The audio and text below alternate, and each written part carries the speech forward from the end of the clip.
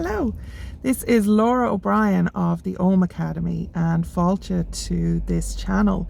Very, very welcome. We're here to talk about an Ogham stone from Ireland in County Waterford, and it's a particularly interesting one.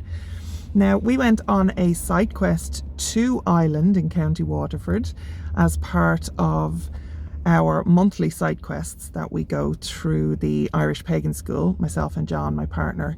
But a lot of those would have been to visit the Ogham stones in the vicinity. There are a lot of them in County Waterford.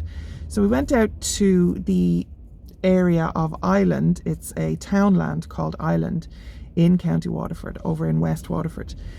And this particular Ogham stone, there was actually two stones found within an enclosure. And this one was transliterated, and then that was translated to read, "Of Conda, son of the descendant of Nad Shegamon." And McAllister would have dated it to the one of the earliest Ogham inscriptions because of how the vowels were working. Not really an expert on the linguistics, but I do trust the experts. So the date on that linguistically would have been from probably the early 400s to maybe the mid 400s, but definitely one of our earliest Ogham stone inscriptions that we have. And the Conda part is interesting. It could be translated as champion of wolves. So that potentially could indicate a pre-Christian element to it, or an early Christian element maybe, who just fancied himself as a champion of wolves. But an interesting thing about it is that there are a couple of Ogham stones that mention the Nad Shegamon tribal name or sept name. So this could have been a dynasty that ruled this part of West Waterford in the early 400s, so the 5th century, possibly even before that. There is mention in the historical record of a prehistoric king of Cashel. So Cashel has been a royal site of Munster for a very, very long time. Munster is the southern province here in Ireland. So this king of Cashel was recorded as Nia Shegamon. So there's possible even Gaulish elements to that name.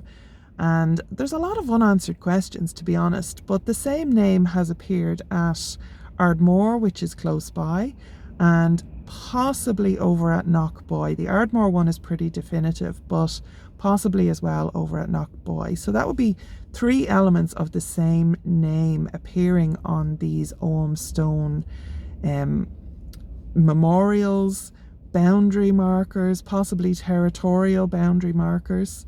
And this one in particular then has Conda as the name that's associated with it.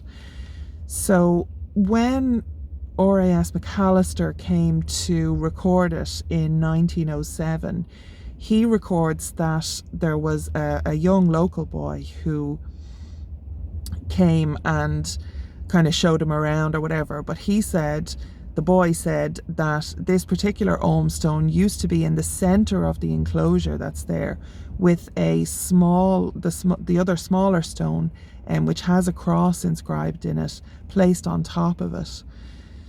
So again, that could indicate that there was, a pre-existing possible pagan element to it. Now that's reaching it a bit. It really is. I mean, ultimately we don't know, but we don't know that it's not either. So that's why I'm mentioning it. And then the cross inscribed on top of it could, be placing it in a power position or whatever over the older pagan names.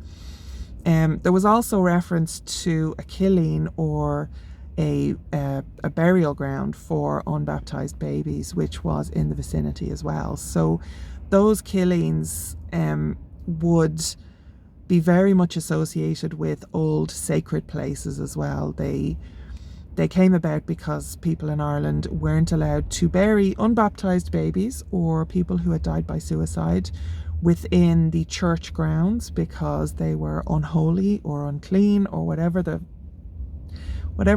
weirdness of the time was. I don't know if that's still in effect as per the Catholic Church. I know it's not enforced, but could be still on their books somewhere, who knows. But these killings came about within local communities because people needed somewhere special and somewhere safe to bury their dead, you know, and to honour them and to remember them. So these killings were very important places within local communities. And like I said, often they would gravitate towards older, possibly even pagan sacred sites, and there seemed to be some kind of an instinctive, you know, well, if the Catholics won't have us, then we'll go with our pagan ancestors.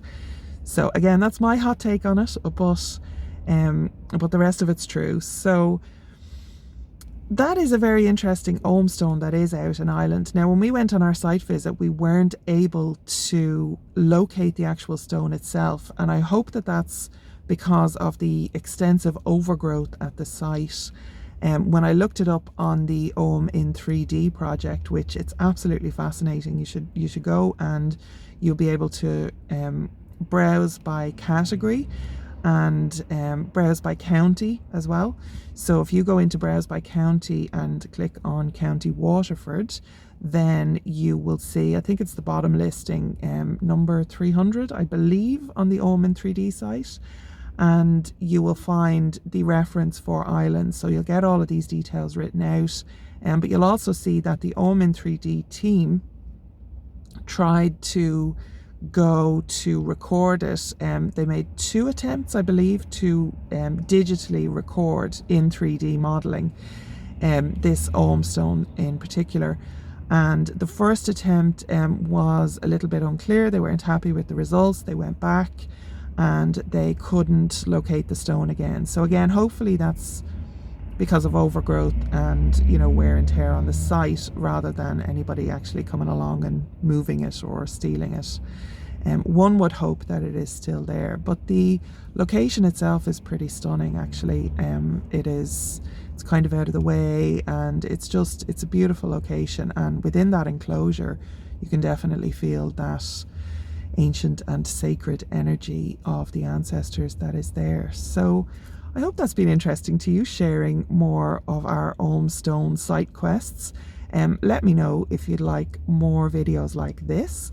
Maybe not in the car next time. I'm out on the school run currently, so I said I might as well record a video because I haven't put one up on the channel in a while. So I do hope to be doing more regular content. I am still in the depths of my thesis. I'm doing a master's thesis in Irish regional history on the topic of Ogham. So in the meantime, you can go and check out the blog at the Ogham Academy. That's ogham.academy, and there's links to everything below. And if you're interested in the Ogham itself, then you can download a free guide. So there's links to all of that below as well. You can get a free printable, downloadable guide, which will give you all the letters and some Ogham divination definitions and stuff like that as well. So it's a good one to have, and it's free. So go and get yourself a gift. So slán go fóill, and I will see you in the next video.